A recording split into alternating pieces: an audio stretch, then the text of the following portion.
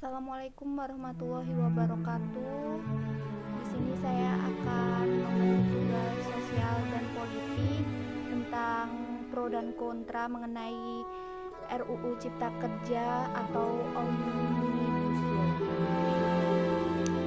Pada tanggal 5 Oktober 2020, Dewan Perwakilan Rakyat atau DPR telah mengetokkan palu dan tanda disahkannya Omnibus Law RUU Cipta Kerja yang menjadi undang-undang. Pengesahan tersebut dilakukan dalam rapat paripurna ke-7 masa persidangan yang pertama 2020 sampai 2021 di Kompleks Parlemen Senayan, Jakarta. Pengesahan RUU Cipta Kerja ini bersamaan dengan penutupan masa sidang pertama yang dipercepat dari pada tanggal 8 Oktober 2020 menjadi 5 Oktober 2020. Nah, di sini menjadi pro dan kontra pada pengesahan tersebut. Penolakan dari berbagai elemen masyarakat disebabkan Omnibus Law itu sendiri dinilai akan membawa dampak buruk bagi tenaga kerja atau buruh. Nah, istilah Omnibus Law itu sendiri pertama kali muncul dalam pidato pertama Bapak Jokowi Widodo setelah dilantik sebagai presiden yang kedua kalinya pada Minggu 20 Oktober 2019. Ada salah satu pakar hukum tata negara menjelaskan bahwa Omnibus Law merupakan sebuah undang-undang yang dibuat untuk menyasar isu besar yang ada di suatu negara. Undang-undang ini dimaksudkan untuk merampingkan regulasi dari segi jumlah dan menyederhanakan peraturan agar lebih tepat sasaran. Omnibus Law Cipta Kerja ini dikemukakan oleh Presiden Jokowi banyak berkaitan dengan bidang kerja pemerintah di sektor ekonomi.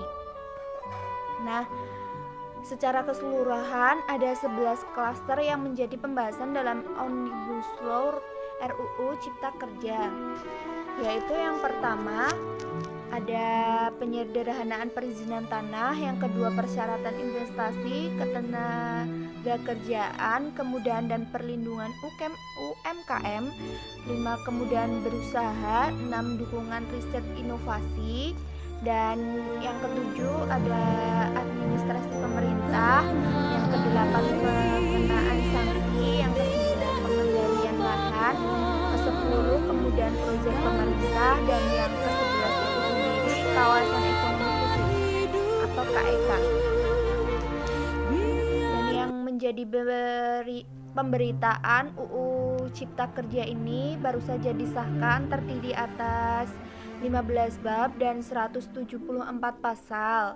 Di dalamnya mengatur berbagai hal mulai dari ketenaga kerjaan hingga lingkungan hidup.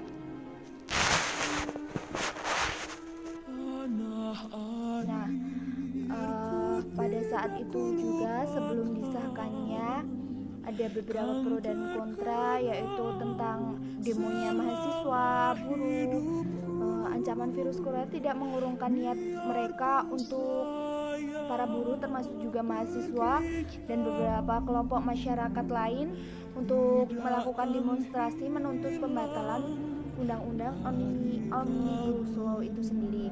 Mereka memandang ancaman yang akan dimunculkan Omnibus Law ini sendiri jauh lebih besar dibandingkan dengan dampak terinfeksinya virus corona. Menurut mereka, virus corona berdampak pada beberapa orang hingga satu generasi, tetapi Omnibus Law ini akan berdampak pada 7 generasi ya, dan menciptakan generasi pekerjaan kontrak yang bisa diberhentikan kapan saja tanpa ada keamanan dan jaminan pekerjaan. Menurut mereka begitu. Nah, kalau menurut saya juga saya menolak ya UU Omnibus Law terus bergulir, dan ada beberapa hal-hal yang perlu diketahui tentang Omnibus Law itu sendiri sebenarnya. Ada sisi positif dan sisi negatifnya dari Indonesia ini. Sebenarnya kita salah untuk melakukan demonstrasi karena merusak apa ya, merusak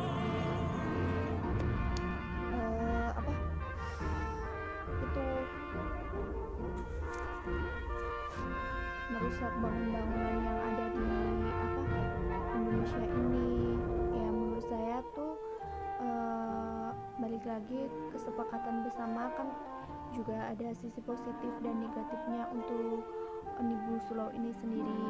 Kita melakukan demonstrasi dengan baik, jangan merusak, jangan saling ricuh, itu juga bahaya untuk kita semua.